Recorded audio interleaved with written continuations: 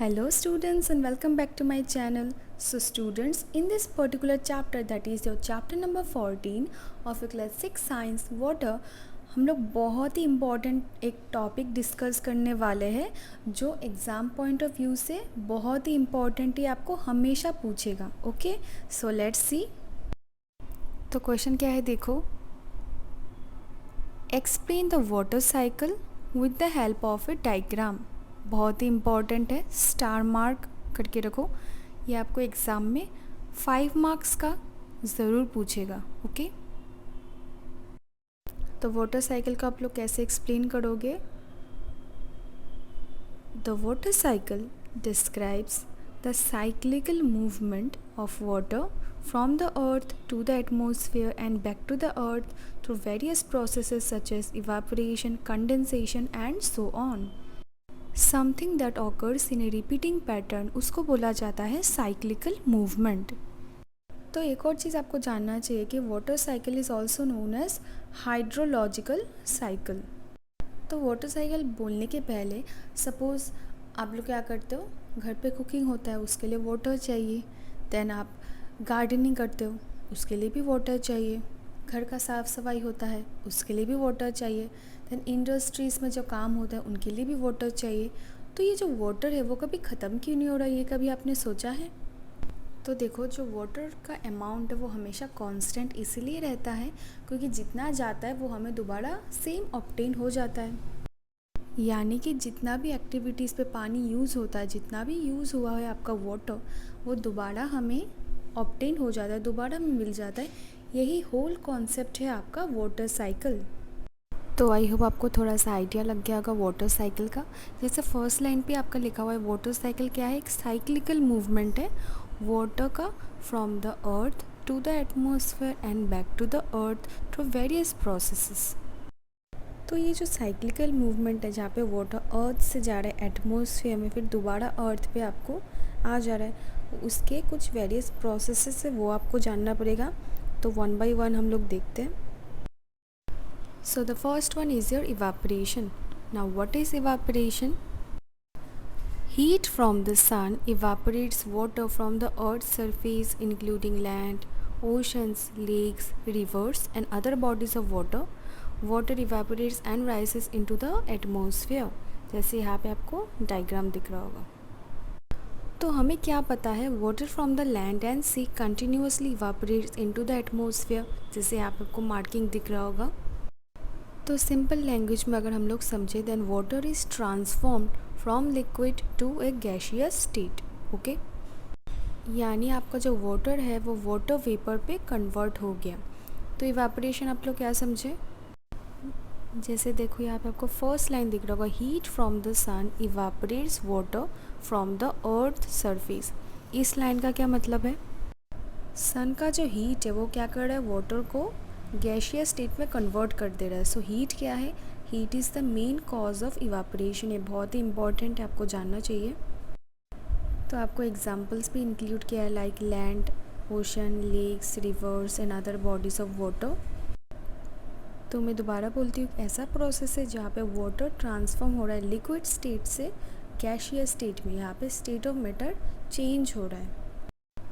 उसके बाद क्या होता है, ये वाटर इवापोरेट होके राइज होने लग जाता है, ऊपर उठने लग जाता है एटमॉस्फेयर की ओर. ठीक है. So the next term is your transpiration. ये भी बहुत ही इम्पॉर्टेंट एक टर्म है. तो यहाँ पे क्या लिखा हुआ है देखो, water evaporates from the surface of leaves and rises into the air as water vapour. एक लीफ है, उससे जो excess of water through stomata जो आपका सर्फेस ऑफ द लीफ पे प्रेजेंट है वो क्या है, इस प्रोसेस के द्वारा क्या होता है, इवापोरेट हो जाता है. ओके, तो दोबारा समझते हैं. यहाँ पे मैंने क्या बोला, देखो ये एक ऐसा प्रोसेस है जहाँ पे जो प्लांट है, प्लांट का जो लीफ है उस पर जो एक्सेस वाटर है थ्रू स्टोमाटा जो आपका सरफेस ऑफ द लीफ पे प्रेजेंट है वो क्या होता है, रिमूव हो जाता है by evaporation. So transpiration is essentially evaporation of water from leaves of the plant. तो आप लोग सोच रहे हो कि ट्रांसपिरेशन कैसे एक पार्ट है वाटर साइकिल का. तो हमने अभी जैसे देखा था, जो प्लांट है वो वाटर को लूज़ करता है थ्रू स्टोमाटा, जो आपका लीव्स पे प्रेजेंट है, एंड इस प्रोसेस को बोला जाता है ट्रांसपीरेशन। तो ये जो वाटर है जो एस्केप होता है स्टोमाटा से, it becomes water vapour, right. And ये किस पे टेक पार्ट करता है? इन द वाटर साइकिल, जो आपका इवापोरेटर के ऊपर गया, फिर कंडेंस होकर वो दोबारा नीचे गिरता है। तो ये क्या है? वाटर साइकिल का एक पार्ट ही हुआ। तो अभी नेक्स्ट देखो क्या है term, condensation. Okay, as water vapour climbs higher into the air, it cools and condenses, forming water droplet in the shape of clouds. तो कॉन्डेंसेशन देखो एक ऐसा प्रोसेस है जहाँ पे आपका जो वाटर वेपर है वो क्या होता है? It becomes liquid. Condensation process जो है आपका वो इवापोरेशन का ठीक रिवर्स आप बोल सकते हो, it is the reverse of evaporation. Evaporation पे क्या होता है? जो लिक्विड स्टेट पे रहता है वाटर, वो कन्वर्ट हो जाता है into water vapour, that is into gaseous state. पर कॉन्डेंसेशन में क्या होता है? ठीक उसका ऑपोजिट होता है, जो गैसियस फेज है वो कन्वर्ट हो जाता है इनटू लिक्विड फेज। तो अभी समझते हैं वन बाय वन लाइन को देख के। As water vapour climbs higher into the air, जब वाटर वेपर क्लाइम होके हाई जाता रहता है, ऊपर जाता रहता है, एक टाइम आता है तब वो जाके क्या होता है? इट कूल्स डाउन, वो ठंडा हो जाता है, इतना ठंडा हो जाता है, उसका पर्टिकुलर टर्म है, उसको बोला जाता है इट कूल्स एंड कॉन्डेंसेस। तब क्या होता है? वाटर ड्रॉपलेट का फॉर्मेशन होता है इन the shape of clouds, and इससे क्या होता है? क्लाउड का फॉर्मेशन होता है, एंड एट द एंड क्या होता है? बारिश होता है। जैसे यहाँ पे आपको कार का जो ग्लास है उसका डायग्राम दिख रहा होगा, यहाँ पे आपको छोटा छोटा सा वाटर ड्रॉपलेट दिख रहा होगा। ये क्या हुआ? एक्चुअली गैसियस फेज से लिक्विड फेज पे कन्वर्ट हो गया। So how is condensation crucial to the water cycle? So you will write कि condensation is crucial to the water cycle because it is responsible for the formation of clouds. तो condensation का next step ही होता है precipitation. So what is precipitation? When clouds get saturated with water, they rain, snow, hail or sleet on the ground. Precipitation का simple meaning है बारिश, बारिश होना जिसे हम लोग बोलते हैं। जैसे यहाँ पे आपको दिख रहा होगा क्लाउड एंड आपका बारिश हो रहा है। ओके, तो प्रेसिपिटेशन क्या हुआ?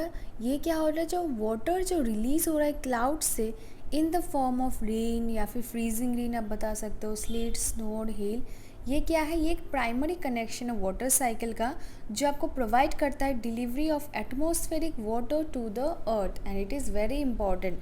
बारिश होना बहुत इंपॉर्टेंट है, एंड ये एक इम्पॉर्टेंट पार्ट भी है वाटर साइकिल का। तो दोबारा समझ लेते हैं बारिश कैसे होता है। हमने क्या देखा था? सन क्या हीट प्रोवाइड करता है, तो जो वाटर है, सपोज लेक, पॉन्ड, कुछ भी पकड़े, तो वहाँ का जो वाटर है वो लिक्विड से कन्वर्ट हो जाता है into gaseous state, that is water vapour बन जाता है।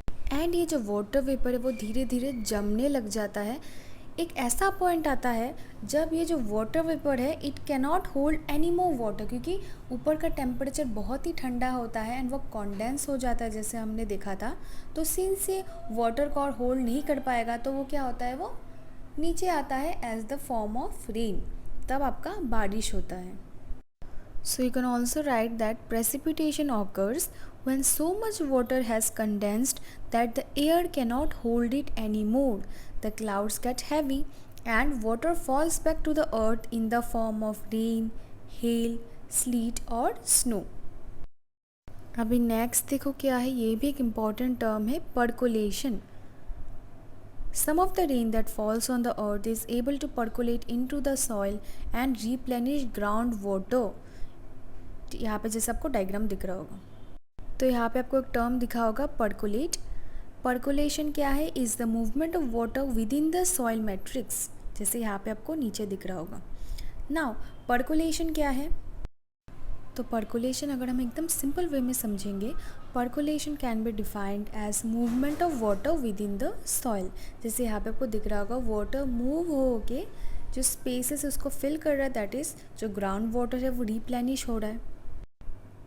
तो पर्कुलेशन हम लोग समझ गए, जो वाटर है वो सॉइल पे गिरता है, वो धीरे धीरे हमें पता है वो नीचे जाता रहता है एंड वो ग्राउंड वाटर को रिप्लेनिश करता है। तो ये भी एक इम्पॉर्टेंट पार्ट है वाटर साइकिल में। अभी लास्ट क्या है देखो, surface run off. Water that falls on slopes is carried down by gravity and subsequently deposited in bodies of water. तो यहाँ पे देखो क्या होता है, जो वाटर आपका स्लोप्स पे गिरता है, हमें पता है स्लोप कैसा होता है, स्लोप का स्ट्रक्चर आई होप सबको पता होगा। ये पानी धीरे धीरे कैरी होता है ड्यू टू ग्रेविटी, वो कहाँ पे जाकर डिपॉजिट हो जाता है, जैसे यहाँ पे आपको डायग्राम दिख रहा होगा, डिपॉजिट हो गया है in the bodies of water. And ये भी बहुत एक इम्पॉर्टेंट पार्ट है वाटर साइकिल पे। सो आई होप आपको ये सारा पॉइंट बहुत ही अच्छे से समझ में आ गया होगा। तो ये सब तो हमने देखा कुछ पॉइंट्स। अभी मेन है वाटर साइकिल का डायग्राम बनाना, वो भी बहुत इम्पॉर्टेंट है, तो वो वाला भी देखते हैं।